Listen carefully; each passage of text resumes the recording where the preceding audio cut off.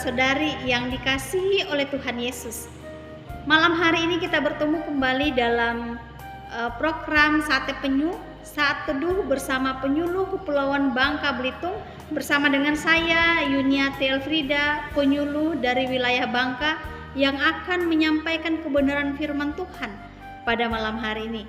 Bapak Ibu saudara-saudari yang dikasihi oleh Tuhan, sebelum kita merenungkan firman Tuhan malam hari ini, saya mengajak kita untuk berdoa. Mari kita berdoa. Tuhan Yesus yang baik, kami bersyukur malam hari ini buat kasih, kebaikan, kemurahan Tuhan yang boleh terus Tuhan nyatakan dalam kehidupan kami. Terima kasih ya Tuhan Yesus, Engkau menyertai kami dalam segala aktivitas kesibukan kami sepanjang hari ini. Dalam pekerjaan kami, dalam pelayanan kami, Tuhan terus menyertai kami. Tuhan memberkati kami sehingga kami boleh ada sebagaimana kami ada pada saat ini. Terima kasih ya Tuhan Yesus. Dan pada malam hari ini Tuhan, sebelum kami tidur, sebelum kami beristirahat, kami mau merenungkan kebenaran firman-Mu. Berkati ya Bapa firman-Mu yang akan kami renungkan, supaya kami dapat memahami dengan baik firman Tuhan, dan Tuhan menolong kami untuk boleh melakukan firman Tuhan dalam kehidupan kami. Dan biarlah firman-Mu boleh menolong kami untuk kami boleh terus berakar dan bertumbuh di dalam Tuhan Yesus. Terima kasih Bapa yang baik. Inilah doa seruan kami, di dalam nama Tuhan Yesus kami berdoa dan bersyukur. Amin. Bapak Ibu saudara-saudari yang dikasihi oleh Tuhan, malam hari ini kita akan merenungkan satu bagian firman Tuhan yang terambil dari kitab Titus pasalnya yang ke-2 ayat yang ke-11 hingga dengan ayat yang ke-15. Mari kita buka Alkitab kita, Titus pasal yang kedua, ayat 11 hingga ayat yang ke-15. Demikian firman Tuhan. Kasih karunia Allah menyelamatkan semua manusia. Karena kasih karunia Allah yang menyelamatkan semua manusia sudah nyata. Ia mendidik kita supaya kita meninggalkan kefasikan dan keinginan-keinginan duniawi, dan supaya kita hidup bijaksana, adil, dan beribadah di dalam dunia sekarang ini, dengan menantikan penggenapan pengharapan kita yang penuh bahagia dan penyataan kemuliaan Allah yang maha besar dan juru selamat kita Yesus Kristus, yang telah menyerahkan dirinya bagi kita untuk membebaskan kita dari segala kejahatan dan untuk menguduskan bagi dirinya suatu umat kepunyaannya sendiri yang rajin berbuat baik. Beritakanlah semuanya itu, nasihatilah dan yakinkanlah orang dengan segala kewibawaanmu. Janganlah ada orang yang menganggap engkau rendah. Sedemikian jauh firman Tuhan yang akan kita renungkan bersama-sama pada malam hari ini. Bapak Ibu saudara-saudari yang dikasihi oleh Tuhan, kitab Titus ini ditulis oleh seorang rasul yaitu Paulus kepada anak rohaninya yaitu Titus, yang pada saat itu melayani orang-orang percaya di daerah Kreta. Titus ini masih tergolong muda dalam melayani, sehingga ketika Paulus meninggalkan Titus dalam pelayanan di Kreta, Paulus mengingatkan Titus supaya dia dapat menasehati dan meyakinkan orang-orang percaya di sana akan kasih karunia Allah yang telah mereka terima, di mana pada waktu itu orang-orang percaya di Kreta, iman mereka mulai goyah. Iman mereka tidak lagi fokus hanya kepada Tuhan Yesus, tetapi iman mereka telah diusik, diganggu oleh pengajaran-pengajaran sesat, oleh keinginan-keinginan daging, keinginan-keinginan duniawi yang membuat mereka tidak lagi searah ataupun fokus dalam iman kepada Tuhan Yesus, dalam kasih karunia yang mereka terima daripada Allah.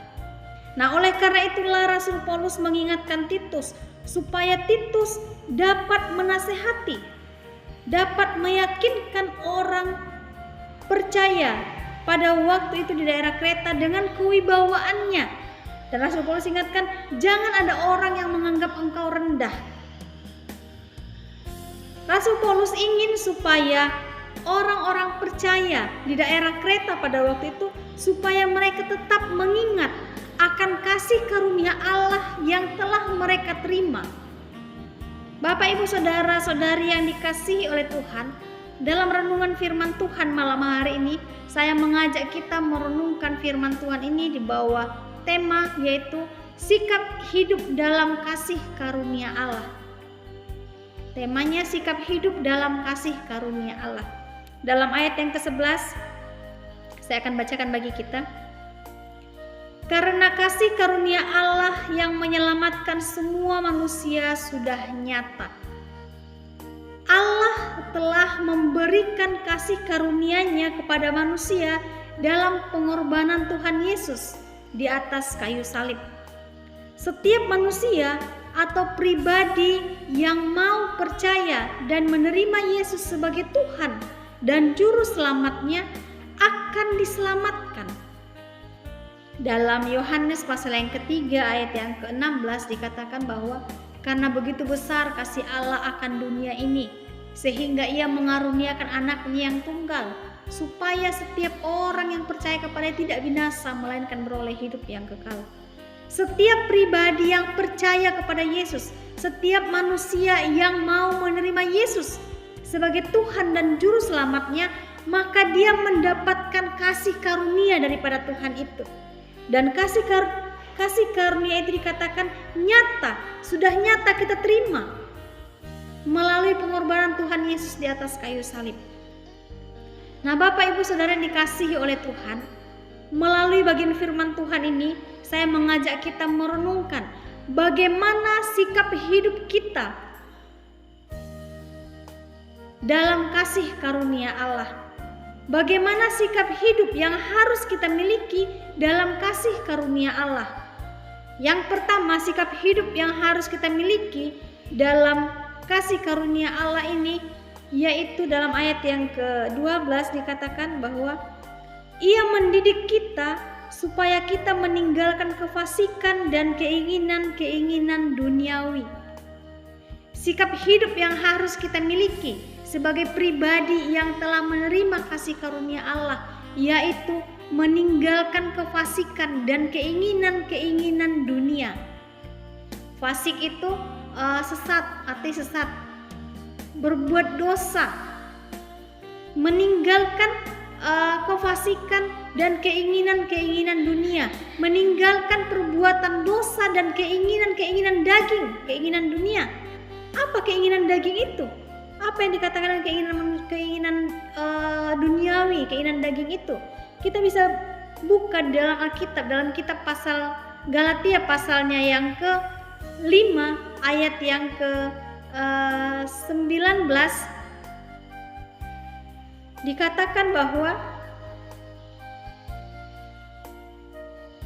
perbuatan daging telah nyata, yaitu percabulan, kecemaran, hawa nafsu, penyembahan berhala, sihir, perseteruan, perselisihan, iri hati, amarah, kepentingan diri sendiri, percideraan, roh pemecah, kedengkian, kemabukan, pesta pora, dan sebagainya.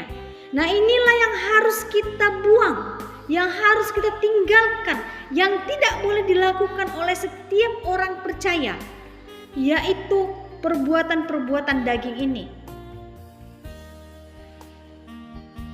Kita harus berjuang meninggalkan keinginan-keinginan daging, keinginan-keinginan dunia, dan mengutamakan kehendak Allah dalam kehidupan kita sebagai pribadi yang sudah menerima kasih karunia daripada Tuhan. Dan sebaliknya, yang harus kita miliki, yang harus kita tunjukkan melalui hidup kita, yaitu 9 buah roh. Dalam Galatia pasal yang ke-5 ayat seterusnya, ayat 21 hingga 23, ayat 22 hingga 23, dikatakan buah roh itu yaitu kasih, sukacita, damai sejahtera, kebaikan, kesabaran, kemurahan, kesetiaan, kelemah lembutan, dan penguasaan diri. itulah yang hendaknya ada dalam diri kita sebagai orang-orang percaya, sebagai pribadi-pribadi yang sudah menerima kasih karunia daripada Tuhan. Dan yang kedua yang harus kita miliki dalam kehidupan kita sebagai pribadi yang telah menerima kasih karunia Allah, yaitu dalam ayat yang ke-12 seterusnya dikatakan,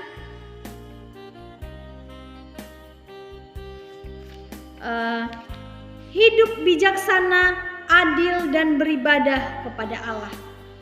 Yang kedua sikap yang harus kita miliki yaitu hidup bijaksana, adil, dan beribadah kepada Allah. Allah menginginkan kita orang yang telah percaya kepada Tuhan, yang telah menerima Yesus sebagai Tuhan dan Juru Selamat kita, untuk kita hidup dalam taat beribadah kepada Allah. Hidup beribadah kepada Tuhan. Karena ketika kita beribadah kepada Tuhan, kita akan semakin mengerti akan kehendak Tuhan. Kita akan semakin dikuatkan dalam menjalani kehidupan ini. Kita akan semakin diteguhkan dalam iman percaya kita kepada Tuhan. Dan kita semakin dibentuk memiliki karakter seperti Yesus. Dan kita semakin dibentuk. Itu sikap yang kedua yang harus kita miliki. Dan yang ketiga dalam bagian firman Tuhan ini, sikap hidup yang harus kita miliki sebagai pribadi yang telah menerima kasih karunia Allah, yaitu dalam ayatnya yang ke-14 dikatakan, yang telah menyerahkan dirinya bagi kita untuk membebaskan kita dari segala kejahatan dan untuk menguduskan bagi dirinya suatu umat kepunyaannya sendiri yang rajin berbuat baik. Sikap yang ketiga yang harus kita miliki yaitu hidup dalam kekudusan dan rajin berbuat baik. Hidup dalam kekudusan. Hidup dalam kekudusan ini berarti memelihara hubungan yang intim dengan Tuhan dalam takut dan hormat kepada Allah. Hidup dalam kekudusan juga artinya belajar melakukan kehendak Tuhan dan meninggalkan apa yang tidak Tuhan kehendaki, dan selalu mohon ampun atau bertobat atas kesalahan yang dilakukan.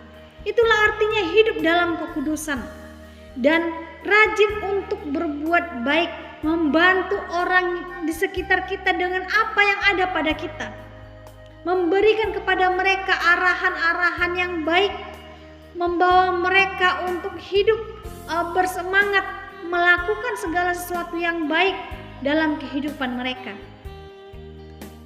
Bapak, Ibu, Saudara yang dikasihi oleh Tuhan, mari kita melalui firman Tuhan pada malam hari ini, mari kita mengingat terus bahwa kita adalah pribadi-pribadi yang telah menerima kasih karunia Allah oleh karena pengorbanannya di atas kayu salib.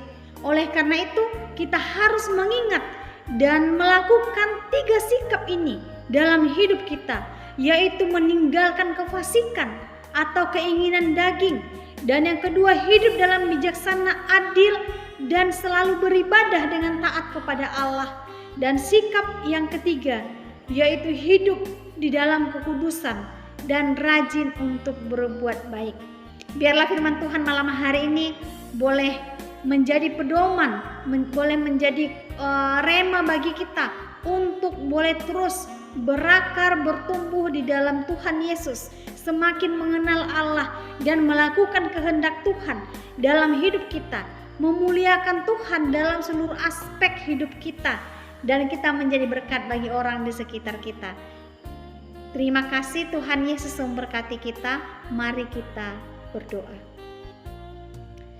Bapa yang baik, terima kasih untuk firman-Mu yang sudah kami baca, kami renungkan, dengarkan bersama-sama. Hamba-Mu telah selesai menyampaikan kebenaran firman-Mu. Tuhan, Engkau Allah meneruskan firman-Mu dalam setiap hati kami, supaya kami dapat dengan lebih baik lagi memahami, mengerti firman Tuhan, dan kami boleh menjadi pelaku-pelaku kebenaran firman Tuhan dalam kehidupan kami hari lepas hari. Terima kasih ya Tuhan, di dalam nama Tuhan Yesus kami berdoa dan bersyukur. Amin. Shalom, Tuhan Yesus memberkati.